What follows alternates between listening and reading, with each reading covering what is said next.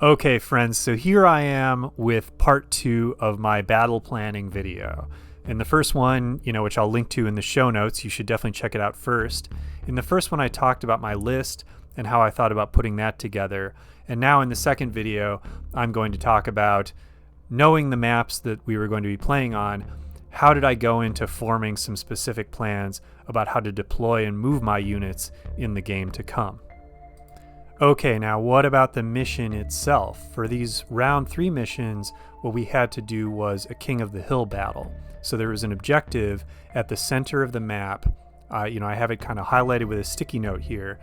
And if you were within 2 spaces, 2 hexes of the objective, then your mech counted towards potentially earning points. Basically, the way that the scoring happened was whoever had the most forces, the most units within 2 hexes of that center point.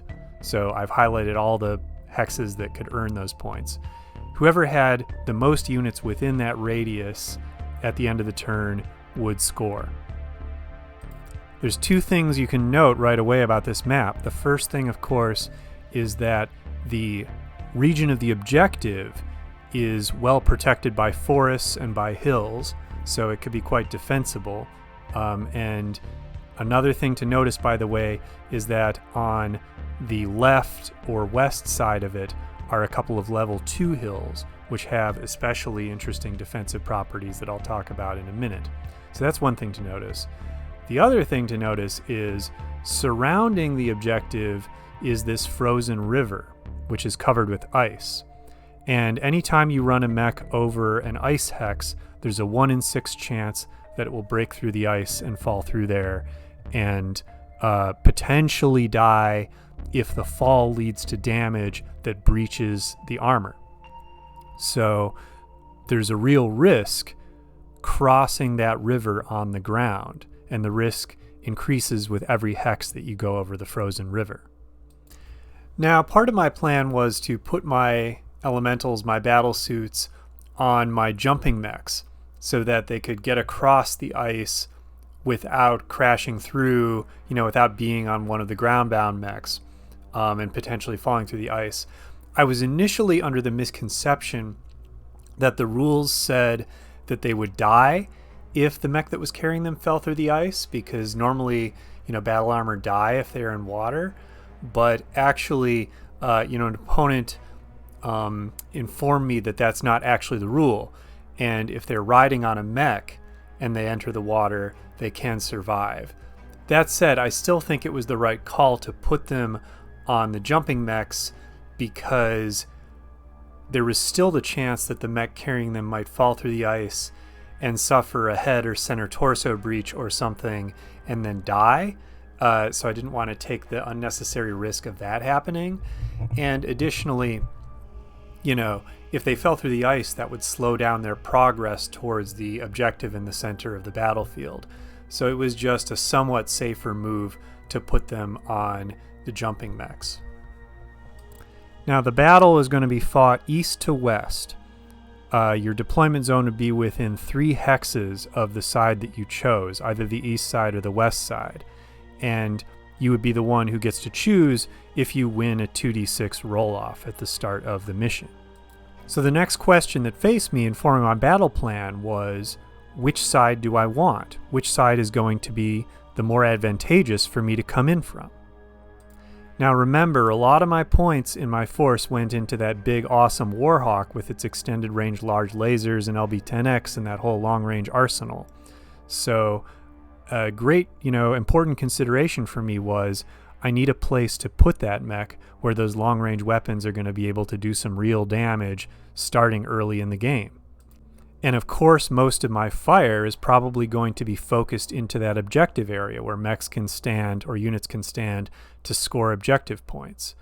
So then what I did was I took a look at the geography of that objective area, and you can see if you put there, because there are these level 2 hills on the left or the west side of the objective area, if you put a mech next to those hills, then it's going to be totally out of line of sight to every hex on the majority of the west side of the map. and there's nowhere that you can put a mech on that west side where it will be able to fire on targets that are, directly next to those hills. On the other hand, on the east side of the map, there was a stand of heavy woods on a level 1 hill, and, experimenting around, I saw, of course, if you put a mech in that hex, it has a clear field of fire to pretty much every hex inside the objective area, especially if the target is a battle mech standing 2 levels high. So my first line of thought, which was not counteracted by anything else that I saw when I looked at other aspects of the geography, my first thought was, the east side is much better, because on the east side, I have this spot that can be a good firing platform for my Warhawk. Another thing I liked very much about this hex of heavy woods was that I realized that if I ever wanted to get my Warhawk across the river and have it start moving towards the objective area, I could do that in just one turn, starting from this elevated hex. So potentially I could surprise my opponent by bringing the Warhawk into the melee a little bit. So this was another thing that I thought was really an excellent feature of this hex that made it a perfect sniping position. My next step then was to think about, where do I actually deploy my units? Now, I wanted the majority of them to go up in the northeast, assuming I get the east side of the map, because that's an area where it was easiest for me to potentially cross the ice in one turn with my Phantom. And a thing that I definitely didn't want to do was get stuck on the ice so that my opponent could shoot the ice out from under one of my mechs. That's not good. Fortunately, if my plan goes, if my battle goes according to plan, I'll only have to cross the ice once with the Phantom. Now, in the case of the Warhawk, it was pretty easy to tell where I should deploy it. I put it in a location behind the hex that I wanted to end up in, and in fact, I was able to set it up so that it would take me one turn to get into the Lightwoods hex that you see here, which is also a pretty good firing position. So turn 1, the Warhawk can be in a great firing position to potentially do some damage to enemy units, and then the turn after, it can move into the hex containing the heavy woods. Now with my faster units, I wanted to make sure that they could all get to the objective location as quickly as possible. That was easy to do with the Dragonfly because, it jumps 8. So I wanted to place it in a location where it was going to get the maximum target movement modifier both turns that it moves, because it could easily get to the objective area in 2 turns. So I placed it in the very corner because then it can jump for 8 in the first turn, end up in Light Woods, and then the following turn it can jump 7 and end up in another hex of Light Woods inside the objective area, which is just perfect for that mech. Now there was no position available to the Phantom where it could cross the ice in the first turn, so I settled for a position where it could run right up to the ice and then cross it first thing in the second turn and make it all the way into the objective area at the end of the second turn of movement. The toughest unit to place was my Timberwolf because it was the slowest of the mechs that I'm trying to end up, to get into the objective area. Eventually I found a location where the Timberwolf could run up 6 hexes, and then in the next turn it could jump 5 hexes and end up in the objective area. So that was the place that I chose for the Timberwolf. So then if I'm lucky enough to roll that I get the east side to deploy, all of my units except for the Warhawk will end up in the objective zone 2 turns into the game, unless I get unlucky with the Phantom crossing the ice. But even then, I'll be able to get my 2 other mechs and my 2 battle armor into the objective zone at the end of turn 2, which my thinking was that it is unlikely that my opponent would be able to accomplish the same thing, because I knew a bit about my opponent's force. I knew that his force was more slow moving than mine on average, and that he was unlikely to be able to get a whole bunch of units into the objective area on turn 2. Another thing I knew about my opponent's force was that he had a VTOL, with his force, a scout VTOL, very fast moving. This was a unit that could potentially get into the objective area in one turn. So this is another reason why I wanted to make sure that my Warhawk was able to move into a good firing position right away in turn 1, because hopefully it could then shoot down his VTOL if the VTOL ended up in the air at the end of turn 1. Although, of course, I thought there was a good chance that my opponent would be able to move the VTOL so quickly that he could actually land it potentially in the objective zone first turn. Okay, so my battle plan was relatively easy and straightforward if I ended up on the east side. The tougher question was, what do I do if I get unlucky on that roll and I end up on the west side of the map? The best sniper position that I could find for the Warhawk was unfortunately a hex on the south side of the map that was across the frozen river from where my mechs had to start out. You know, this was going to be something that I was just going to have to accept, that if I rolled the west side of the map, the Warhawk was going to have to cross the river, which of course is a big risk. But I had to get it into a position where it could potentially fire into the objective area. The alternative here was to plan to move the Warhawk into the objective area with the other mechs. But I didn't like that idea because, you know, that would prevent me from using the Warhawk as that kind of protected, safe initiative sink that I was hoping to use it as. A trick that I used here was actually starting a quick test game and then using the backup movement function to see which of the deployment hexes was the one that I could use to get to the firing position hex most quickly. And it was actually not the one that I intuitively thought was obvious, so this was a really useful exercise. And then applying the same principles that I applied before with my possible east side deployment, I found spots on the west side where my faster units, my 3 other mechs, could get across the river and into the objective area by the second turn. The one silver lining of a possible west side positioning was that the Phantom could make its way across the river in the first turn.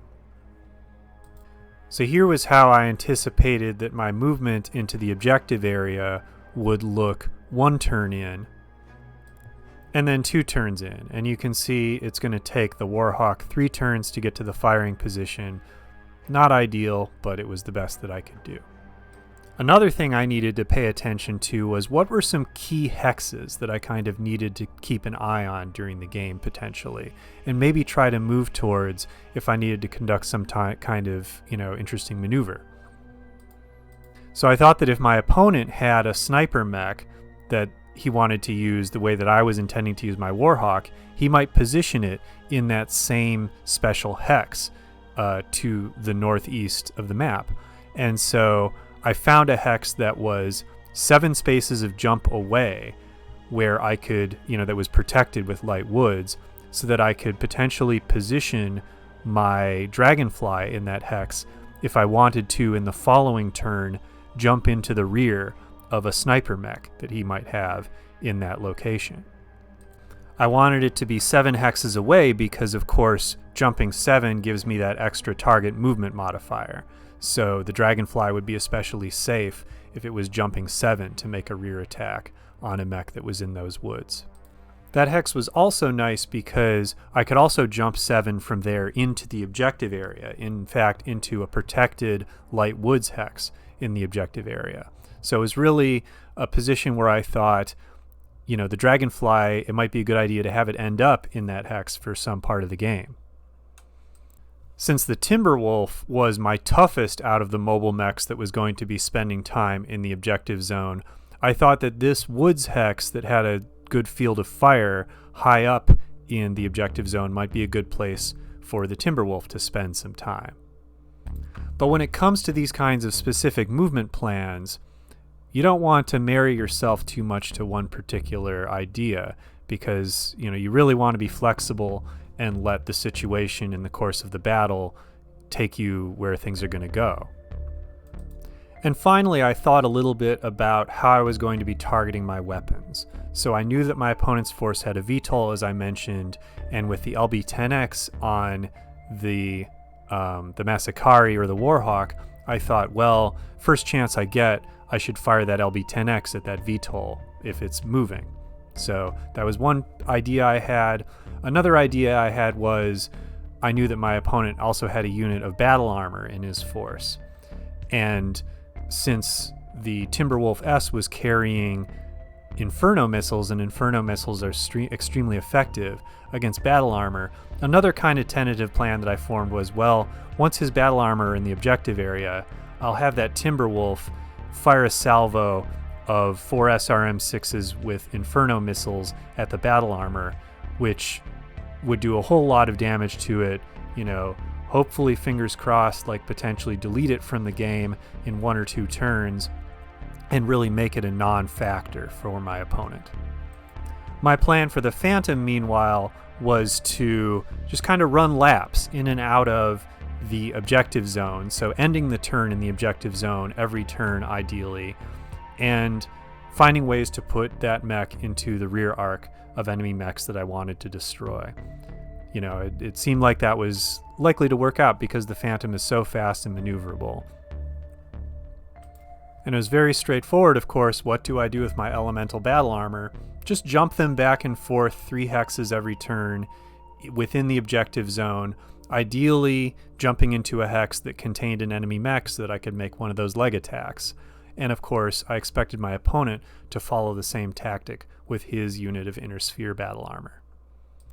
So this is just a probably overly detailed peek into what's the kind of thinking that I do in advance of a battle, where I know what the map is going to look like, and I know what my force and my opponent's force roughly are going to look like. Obviously I don't go into this much detail every time I play BattleTech. In a lot of games you play with a random map, so you don't even know what you're going to be using. But in this kind of a situation, because it was my first tournament that I played with the MRC, and I knew I was going to be facing a tough opponent with a force that was pretty well designed for the mission, I thought I'd better put in some thought into a battle plan in advance of the mission. So, here's that plan for you folks to just give you an idea of what the thought process might be, going into a tough game.